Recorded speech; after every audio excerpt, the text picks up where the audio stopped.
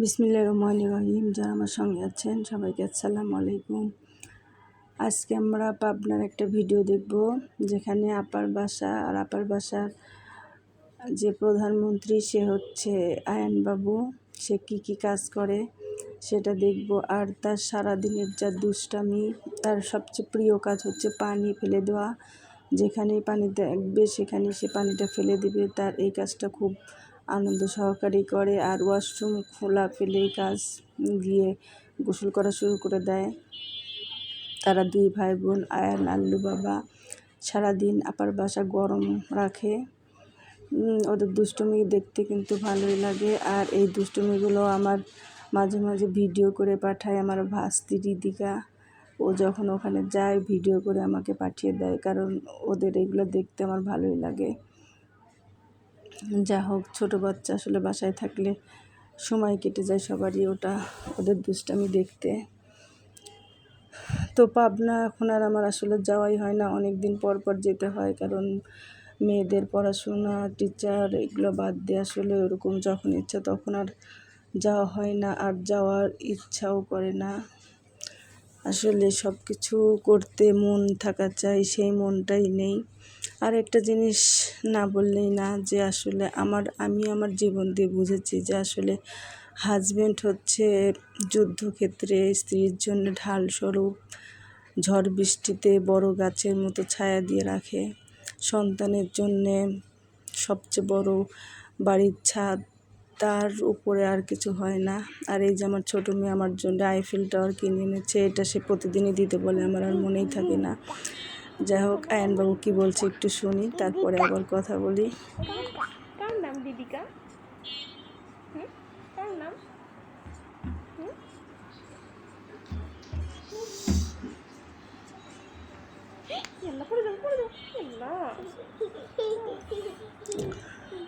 আর স্বামী ছাড়া জীবন হচ্ছে কি বলবো, এটা আর বলে শেষ করা যাবে না। যার স্বামী নেই সেই বুঝতে পারে অসহায় জীবন। সব ক্ষেত্রেই ভয় ভীতি কাজ করে। বাসায় স্বামী থাকলে সে অসুস্থ হোক পাগল হোক যাই হোক, তার একটা মূল্য অন্যরকম থাকে। আর স্বামীহারা অবস্থায় মেয়েদের বাচ্চাদের মানুষ করাও অনেক কষ্টকর হয়ে যায়। সেটা আসলে যার সমস্যা সে ছাড়া কেউ বুঝবে না, এটা অনুভব করতে হবে। কতটা কষ্ট আসলে আমি বোঝাতে পারবো না। আমার কথা, যতই অসুস্থ হোক তারপরে যদি আল্লাহ ওকে দুনিয়ায় রাখতো, তারপর আমি ভাবতাম অন্তত পক্ষে পৃথিবীর সবচাইতে খুশি আমি সবচাইতে সুখী মানুষ ভাবতাম নিজেকে। কিন্তু সেটা আর হলো না। স্বামী থাকলে আসলে মেয়েদের অন্যরকম মূল্য থাকে। ওই যে আমার মা বলতো, আসেন আসেন বসেন বসেন, পায় না কেন দেখা। আর হাজব্যান্ড না থাকলে সেই মূল্যটা থাকে না। মেয়েদের মূল্যই তার হাজব্যান্ড। এক সময় সবচেয়ে ভালোবাসে তার বাবা মা যার নেই, পরবর্তী তার হাজব্যান্ড যার নেই, তার দুনিয়ার কেউ নেই। তা আমার বাবা মাও নেই, হাজব্যান্ডও নেই, আমার মেয়েরাও এতিম, আমিও এতিম, আবার বিধবা। এত কষ্ট আসলে কেমন করে যে সহ্য করি সেটা শুধু আমিই জানি। এগুলো সহ্য করতে করতে মনে হয় পাথরই হয়ে যাচ্ছে।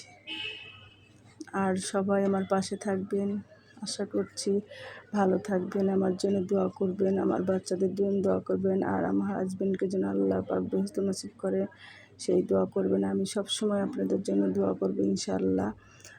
আর আমি এই যে ঘিটা প্রতিদিন একটু করে দেখাই। সবাই ভালো থাকবেন, সে পর্যন্ত আল্লাহ হাফেজ।